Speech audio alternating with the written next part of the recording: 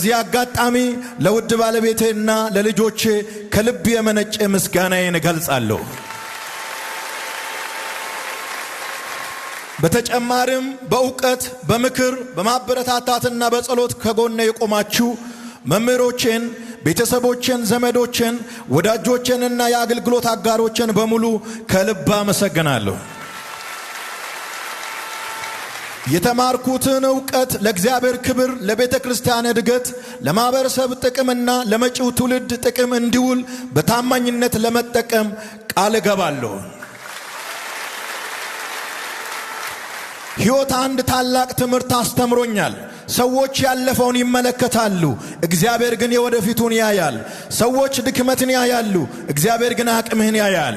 ሰዎች የዛሬን ሁኔታ ይመዝናሉ፣ እግዚአብሔር ግን የነገውን ክብር ያዘጋጃል። ስለዚህ በመንገዴ ላይ የተደረደሩ እንቅፋቶች መሰናክል ሳይሆኑ ወደ ከፍታ ያወጡኝ መሰላሎች ሆነዋል። የተዘጉ የሚመስሉ በሮችም ወደ ተሻለ ዕጣ ፈንታ የወሰዱኝ መንገዶች ሆነዋል። ዛሬ በዚህ መድረክ ላይ ሲቆም ለራሴ ምስክር ለመሆን አልቆምኩም።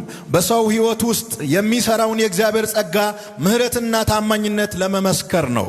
አንዳንዶች ያልቻልኩትን እየጠበቁ ነበረ፣ እግዚአብሔር ግን ያልጠበቁትን አደረገ። አንዳንዶች መቆመን ብቻ አዩ፣ እግዚአብሔር ግን ወደፊት መራመድን አረጋገጠ። አንዳንዶች የጉዞዬን መጨረሻ ጽፈው ነበረ፣ እግዚአብሔር ግን አዲስ ምዕራፍ ከፈተ። የዛሬው ምርቃት ለኔ የዲግሪ ወረቀት ብቻ አይደለም፣ የጽናት ሽልማት፣ የእምነት ፍሬ፣ የጸሎት መልስ፣ የመስዋዕትነት ውጤትና የእግዚአብሔር ታማኝነት ማህተም ነው። ይህ መድረሻ ሳይሆን አዲስ ጅማሮ ነው። ምክንያቱም ራእዬ ከራሴ ይበልጣል፣ ጥሬ ከዛሬው ስኬት ይልቅ ይርቃል። እናም የእግዚአብሔር ዕቅድ ከሰዎች ግምት ሁሉ ይበልጣል። ስለዚህ ዛሬ በሙሉ እምነትና በድፍረት አንድ ነገር መናገር እፈልጋለሁ። የእግዚአብሔርን ፍቃድ የሚከተል ሰው ሊዘገይ ይችላል እንጂ ፈጽሞ አይቀርም። ሊፈተን ይችላል እንጂ አይሸነፍም። ሊተች ይችላል እንጂ አይቆምም። ሊወርቅ ይችላል እንጂ በውድቀት አይቀርም። ምክንያቱም የሚያነሳው እግዚአብሔር ነው፣ የሚመራው እግዚአብሔር ነው፣ የመጨረሻውን ቃል የሚናገረው እግዚአብሔር ነው።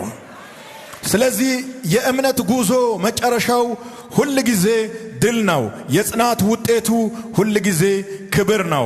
ከእግዚአብሔር ጋር የሚራመድ ሰው መጨረሻው ሁል ጊዜ ከፍታ ነው።